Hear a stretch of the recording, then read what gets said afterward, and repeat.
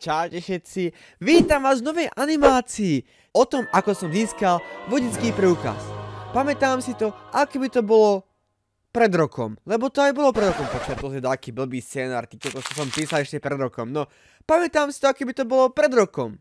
Ale už to boli 2 roky dozadu. A áno, keď som vydal video o tom, jak Ivik šoféruje, tak je to pravda. Ja už som vodický mal. Tak mi poďme na to. Keď som začal robiť vodický, tak to bolo tak, že už sa skončil COVID a ja, že nie, nebudem mať online a budem tam musieť chodiť jak dáky dement.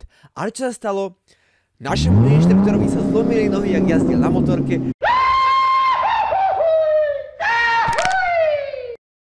Tak sme mali online aj my, lebo nevedel chodiť, tak musel byť len pri počítači. Online výučba autoškoly vyzerala nejak takto. Takže, pozrite si paragraf číslo 135 a čo to znamená? Aha. Toto je sexy, toto krásne vyzerá, krásne som to nakreslil. Hej Ivo, poď sa pozrieť, aha. Čak je to pekne nakreslené. Krásne si to nakreslil, Matúš, veľmi dobre, už ti to ide. A ako autoškola? Neviem, na čo tu vypráva. No, a takto som sa nejak dostal ku kresleniu. Vtedy som sa naučil, jak kresliť. A pokračujeme ďalej. Takže príbeh pokračuje potom vlastne, jak sme mali jazdy. Lebo jazdy sú súčasťou autoškoly, kto by nevedel, ale tak jazdy musíte mať, aby ste získali autoškolu. No, a jazdy vyzerali nejak tak, že keďže, neviem, ale ja nie som dyslektik, ale neviem, ktorá je pravá, ľavá. Ani šnúrky si neviem zaviazať, ale to je iný problém. A keď som išiel v aute a pozerám sa jednu na druhú stranu a poviem, že zatoč doľava. A že OK.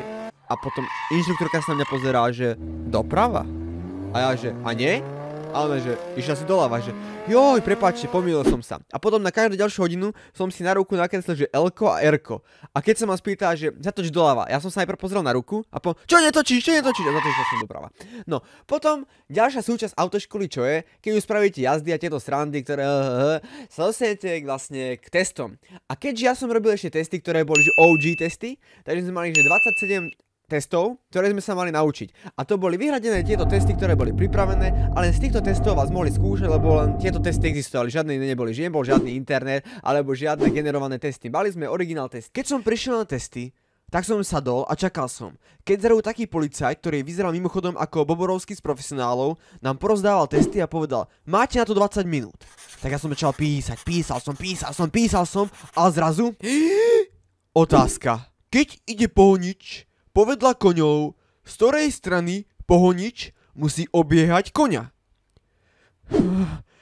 Som sa zamyslel, rozmýšľal som, čo toto môže byť. Nakoniec tam bolo, že pravá aj ľavá, alebo ľavá. Tak som si povedal, dvakrát tam pravá, a však všetci všetko robia pravou rukou, nie? Aj ty teraz toto pozrieš pravou rukou a možno niečo iné pri tom robíš pravou rukou, neviem. Tak som dal pravú a chvála Bohu, bolo to správne, aj keď som sa pomýlil, prešiel som a dostávame sa k jazdám. Jazdy boli úžasné. Boli sme tam traja a prišiel rad na mňa. Nasadol som, nastúpil, naštartoval a išiel som. Všetko išlo jak malo. Až do chvíle, keď som všetko pokazil. Prišla križovatka so zrkadlom. A teraz pozerajte. Ja som sa pozeral do zrkadla a povedal som si, kopu času ešte to auto nejde. Zrazu keď to auto prešlo, že čože, to auto prešlo? Zrazu sa pozerám do strany a vidím taký kamión, Optimus Prime na mňa ide a že no takto som kúk. V tej chvíli som dal na plyn a preletel som tú križovatku, keď vo Fortnite dáte nitro. Keď som prešiel križovatku, tak len policajt povedal, dobre, pán vodič, tu máte papiere, na budúci jazdíte opatrne. Dal som vodický a z troch sme to dali len dvaja, ja a Peťo, takže let's go! A to je všetko z tejto animácie, takže dúfam, že sa vám páča, užili ste si, ak sa chcete pokecať, príďte na náš Discord, ktorý je pod Iviksových videách určite, a ak sa vám to páčilo, tak vidíme sa ďalšie animácie, zatiaľ, čaute!